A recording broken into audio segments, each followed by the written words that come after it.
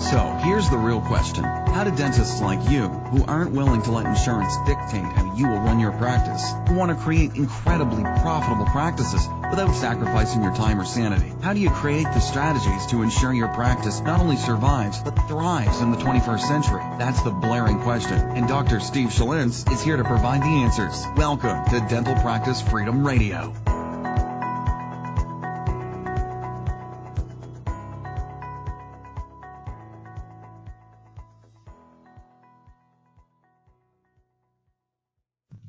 What is up, everybody? This is Dr. Steve Schlintz. I want to welcome you back to another episode of Dental Practice Freedom Radio, and happy Labor Day.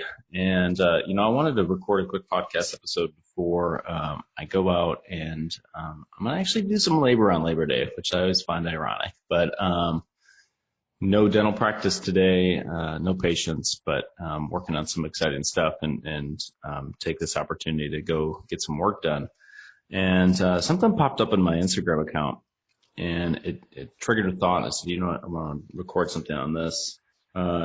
Those of you who know me know that I love like Grant Cardone, Gary Vaynerchuk, and Bob Proctor, Tony Robbins, all these guys. And Gary Vaynerchuk came through with an Instagram post, and it said, changing your mind based on the context of the current situation is a strength, not a weakness. And then I was thinking about something that Napoleon Hill talked about in Think and Grow Rich, about having persistence and this clarity. And those who are successful almost never change their mind, and if they do it very infrequently. And those two things seem like a competing context.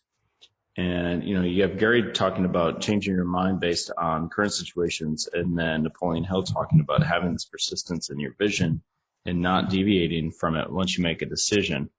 The reality is, I think that both of them are actually talking about the same thing.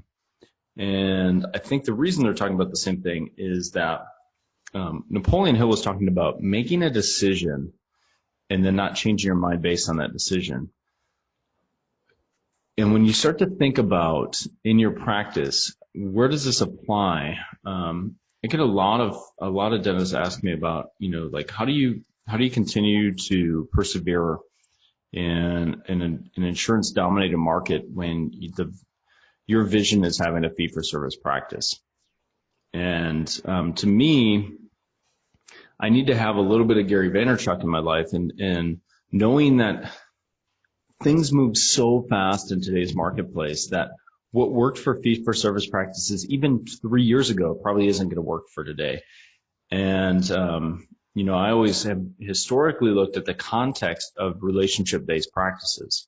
And that to me is where dentistry still, the sweet spot in dentistry is a relationship-based practice. But the majority of people that are teaching relationship-based dentistry right now have a modality that's based on 1960s models that just I don't think hold up in today's current economic climate. The idea of being able to have 3 and 4 appointments with a patient to really understanding what they want to do, where they want to go, that sounds awesome on paper. And in fact, I still do that, but I've compressed the time component down. And that's what I teach my clients to do. Like, listen, patients don't want to spend 3 or 4 appointments with you before they start doing something. That doesn't exist in today's marketplace. And, so that's where Gary Vaynerchuk's like, you make a decision. So I'm going to take both of these. It's a little bit rambly, but I'm going to get to the point. I promise, guys. So you take the decision, you build a practice around your values. That's the decision. I'm building a practice around my values. Okay. You have to have core values in your practice, in my opinion, if you're going to have a successful fee-for-service practice. You can do fee-for-service dentistry in a ton of ways, but at the end of the day, your values have to be the one bastion, the one calling point in your practice that everything else is oriented around. When you make a decision that I'm going to build a practice around my values, that's the thing you don't waver from. And then Gary Vaynerchuk is saying, once you make that decision, you can look at current economic forces and use that to reinforce the values. You may not have 3 appointments now to come to a conclusion about where the practice is or where the patient's going to go with their treatment plan. You may not need to do that. It might be 1 appointment, right? It might be a 15-minute interview, and you know exactly where they're going to go, and you're already going to start to talk to them about long-term planning. Whatever the case may be, you have to be able to look at the current climate and use that to reinforce the values that you have in your practice. Where most people make the mistake is they've never clarified their values, and they've never made a decision to build their practice around their values. They made a decision to build their practice around all of the outside circumstances, all the external forces. And as a result, they're constantly going to and from, wavering between this and this and this and this. And the practice never really has that one thing that they're good at because they've never built it around their values. So you've got to be able to blend these. And you've got to be flexible enough to know, like, your process is always going to change. My dental office, even in 5 years, has probably had 2 or 3 pretty rapid changes. And, it's going to continually change. And, who knows where my career is going to be in a year from now. It may be a situation where, like, having a practice doesn't make sense to me because I want to be able to travel more. I want to be able to do things. Like, there's so many different things to think about. But when I do have a practice, it's going to be built around my values because I know that that is the one thing that I can build my infrastructure around. That is the one pillar that can't be broken. But everything else, I need to be flexible, knowing that literally tomorrow, there could be a big change in the way that insurance is distributed. And even as a fee-for-service practice, my practice would have to change to accommodate for that. I'm okay with that as long as it doesn't compromise my values. The second that compromises my values, I have a decision to make. I'm either going to sell my practice or I'm going to find a way to make it work with my values. Like, there's really no wavering from that. That is the decision that I have made. And now I have to learn how to work and mold and constantly modify my practice to be able to accommodate for those values that I've created. So when you're going through in your practice, really start to establish what are the core tenets for me? What are the things that are non-negotiable? And then everything else should be negotiable. Where I see most dentists make the mistake is they've gotten so rigid in their process that they can't accommodate for the changing marketplace. Now, I'm not saying, like, don't have systems, don't have policies, don't have structure. Like, you have to. There has to be a calling card. There has to be a guiding force there. But at the end of the day, you have to be able to modify that current system and structure to be able to accommodate for the fact that things change so fast that we have to be able to accommodate for it. And, that's what I'm seeing probably out of the relationship-based dentistry movement from the 60s and the 70s and the LD Pankies. It is so, the essence of it is still as important today as it was when it was written. In fact, I would argue that it's more important today.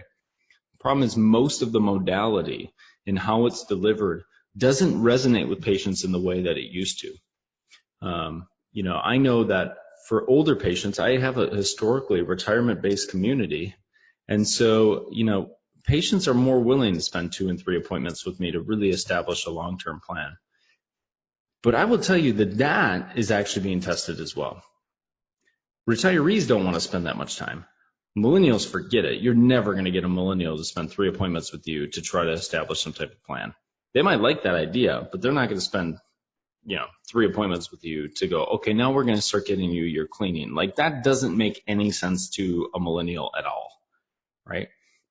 And the thing is, it's not even making sense to older patients now that historically would love that kind of approach. So, this is something that I'm constantly thinking about is how do I, not only in my own practice, but with the clients that I work with in the coaching realm, how do we make sure it's economically feasible to have a practice that's created around core values, but we don't do that to the detriment of the profitability of the practice. And that's the stuff that I work on all the time. And, that's the stuff that you need to be thinking about. First, do I have values in my practice? And then second, once I have those values, does everything in my practice support these values?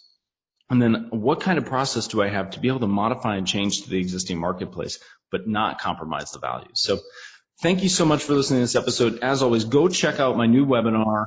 You go to dentalsalessecrets.com, www.dentalsalessecrets.com, register for the webinar. You'll be able to watch it. It's all about creating a blue ocean in your practice, becoming an expert in your practice, being able to take that expert status and increase your comprehensive case acceptance. If you guys are in the Pankeys and the Spears and the Dawsons and the Coises and the OBIs and the Texas Centers and the Dentistry's Optimal Model, if you're in these environments but you're not able to deliver what it is that you know how to do, there's something fundamentally wrong with your case presentation and your case acceptance and your sales process. And until you change that, it's not going to work. So that is what that webinar is all about. So I encourage you to go to www.dentalsalessecrets.com, check out the webinar, watch it.